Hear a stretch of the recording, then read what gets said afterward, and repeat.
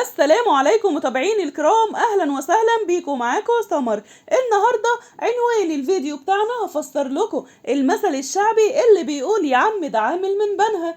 كتير بنقول لبعض في حياتنا اليومية المثل ده، ومعظمنا ما يعرفش ليه اتقال ولا اتقال عشان ايه اصلا. بس انا بقى هقول لكم. هنلاقي ان زمان كانت كل القطورات لازم بتعدي على بنها، سواء رايحة شرقية غربية او حتى منوفية، هتعدي على بنها كده كده، لأنها كانت أول محطة بعد القاهرة. فكانت من هنا الناس اللي من بنها بتركب القطر وما بتدفعش التذكرة. فكانت الناس تقول للراجل الكمساري لما يعدي ويطلب التذكرة: يا عم ده أنا نازل في بنها، يعني أول محطة، مش مستاهلة ندفع تذكرة، طول عمرنا نحب الفهلوة يا مصريين.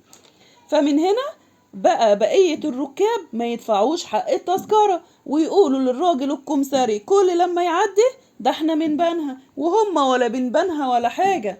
والكل بقى يعمل عبيط ويعمل نفسه من بنها. من هنا اتقال المثل الشعبي ده، ويوميا تقريبا بنردده في حياتنا. بتمنى تكونوا استفدتوا معايا من الفيديو بتاعنا.